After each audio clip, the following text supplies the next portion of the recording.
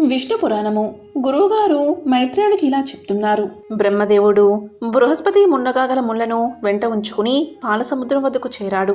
అందరూ శ్వేతద్వీపం చేరారు. ఆ ద్వీపం నడుమనున్న వైకుంఠమును, దానిలో లక్ష్మీ మండపంపై సనకాదుల దివ్య ప్రసంగాలు వింటూ ఉన్న విష్ణుమూర్తిని దర్శించి ఆనంద పరవశులయ్యారు. వివిధ రీతులా స్తుతించారు. ఆ సమయంలో లక్ష్మీపతి ఇంద్రుణ్ణి చూసి, దేవేంద్ర, ఏమి వార్త?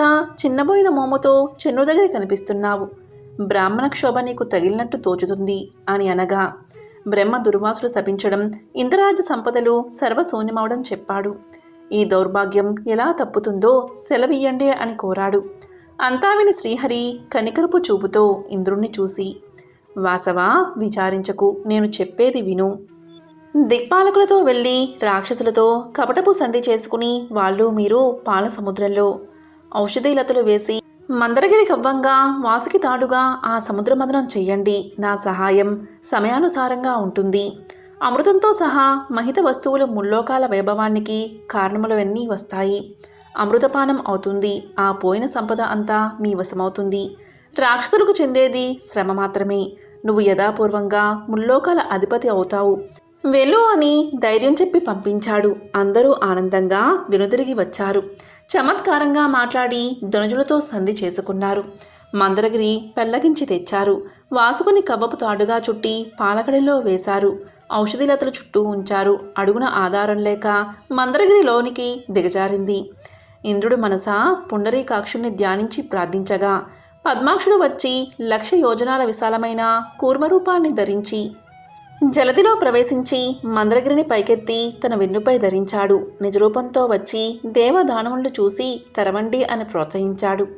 దేవతలు వాసుకి తోకను, దానవులు తలను పట్టుకుని మందరగిరిని తిప్పడం ఆరంభించారు. వాసుకి శ్రమపడుతూ విడిచే నిట్టూర్పులతో విషజ్వాళ్ళు వచ్చి దానవుల్ని బాధించేవి.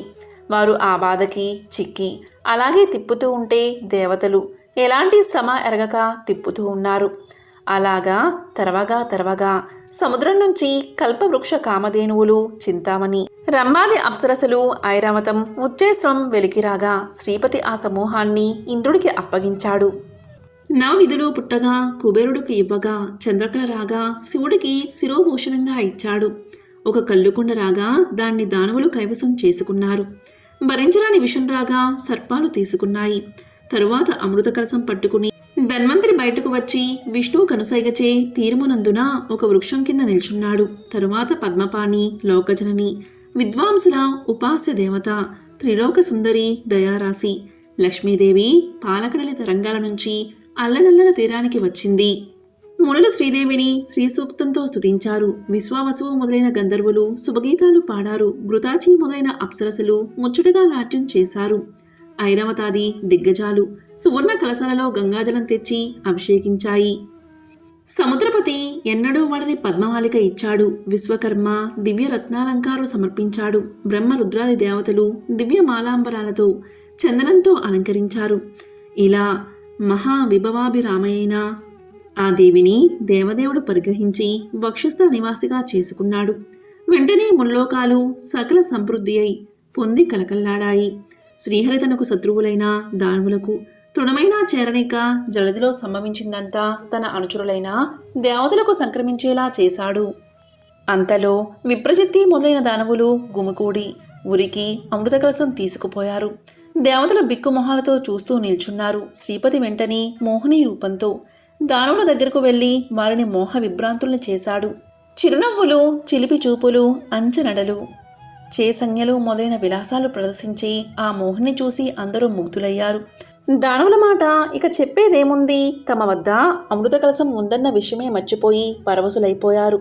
ఆ అవస్థలో మోహిని వారి వద్ద ఉన్న అమృత కలసం తీసుకుని దేవతలకు పంచిపెట్టింది. అమృతపానంతో ఇంద్రుడు రెట్టించిన బలపరాక్రమాలు కలవాడయ్యాడు. వజ్రప్రయోగంతో దానవులను హడలగొట్టగా చేసేది లేక అందరూ పాతాళానికి పారిపోయారు. మందర పర్వతాన్ని మునుపటి చోట ఉంచి వాసుకుని ప్రశంసించి పంపించి దేవతలు తమ స్థానాలకు వెళ్ళిపోయారు. ఇంద్రుడు లక్ష్మీకాంతుకు నమస్కరించి ఆ స్వామి కరుణచే ముల్లోకాల పాలనాధికారం పొందాడు. సూర్యుడు ప్రసన్న దీప్తిమంతుడై ప్రకాశించాడు. గ్రహ తారక గణాలు యథాపూర్వంగా విలసిల్లాయి. అగ్నిహోత్రాలు ప్రదక్షిణాచులతో వెలిగాయి. భూతకోటి హృదయం ధర్మజ్ఞానంతో వెలసిల్లింది. భూమండలం అనావృష్టి దోషం రాజదురుస్తనం పోయి సస్య సమృద్ధితో ప్రజాభివృద్ధితో రాణించింది. సకల లోకాలు సంపత్కర్ములయ్యాయి. ఈ విధంగా లక్ష్మీ విలాసం వల్ల లోకాలన్నీ నిండు కుండలు అయ్యాయి. ఇంద్రుడు శ్రీకాంతుని అనుమతితో అమర సమేతుడై అమరావతికి వెళ్ళి సుమధిక సంపత్కలతో ధర్మమార్గాన ప్రవర్తిస్తూ ఉన్నాడు. నిత్యము తన్ను ఉపాసిస్తున్న ఇంద్రుడుకు మహాలక్ష్మి ప్రత్యక్షం కాగా సాష్టాంగ నమస్కారం చేసి లేచి చేతులు మోగిచి ఇంద్రుడు స్తుతించాడు.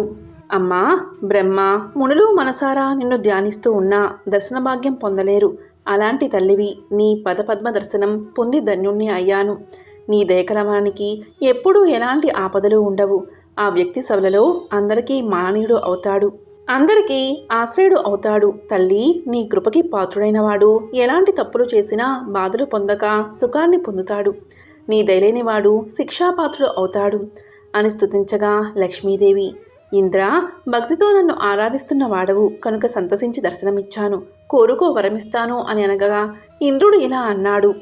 అత నేను నేర్చిన విద్యలయందు సరచా వర్గాది సాధములయందు చతురంగ బలములయందు గో మహిషోదయులయందు అవిగల ప్రదేశాలయందు మణికనక వజ్రాలంకారాలయందు పరిమళ ద్రవ్యాలయందు నా పుత్రమిత్ర కలత్ర బంధువులయందు శక్తిగుణ ఇంద్రియాలయందు రాష్ట్రాలలో దుర్గాలలో రాజధానుల్లో క్రీడా విహార ప్రదేశాల్లో నా శరీరమందు దయతో నీవు ఉండవలసిందిగా నా కోరిక. నిన్ను ఇలాగూ స్తుతించే వాణియందు కొడుకును చూస్తున్నట్లు దయతో చూస్తూ రేయింబవులు కాపాడుతూ ఉండవలసిందని నా ప్రార్థన అనగా తదాస్తు అని అభయహస్తంతో ఇంద్రుని అనుగ్రహించి లక్ష్మీదేవి అదృశ్యరాలయ్యింది. ఆనాటి నుంచి ఇంద్రుడి నివాసం లక్ష్మీకలతో రాణిస్తూ ఉంది. వాసుదేవుడు కృతయుగమునందు పరశురాముడిగా అవతరించగా లక్ష్మీదేవి భూదేవి అయింది. త్రేతాయుగమున శ్రీరాముడిగా అవతరించగా సీతాదేవి అయింది. ద్వాపర యుగమునందు కృష్ణావతారుడు కాగా ఆ దేవి రుక్మిణీదేవి అయింది. కలియుగమున సూర్యరూపుడు కాగా ఆమె పద్మిని అయింది. ఈ విధంగా లక్ష్మీదేవి పద్మాక్షునకు తోడై ఉంటుంది. ఆ స్వామి దేవరూపంలో ఉంటే ఆ దేవి దేవకాంత రూపాన, మానవ రూపంలో ఉంటే మానవకాంతగా ఉండి శబ్దంను అనుసరించి అర్థంలాగా అనుసరిస్తూ ఉంటుంది అని లక్ష్మీ చరిత్ర చెప్పాడు గురువుగారు. మైత్రేయుడు విని ఇంకా ఇలా అన్నాడు. విష్ణు పురాణము. ఓం నమో నారాయణాయ.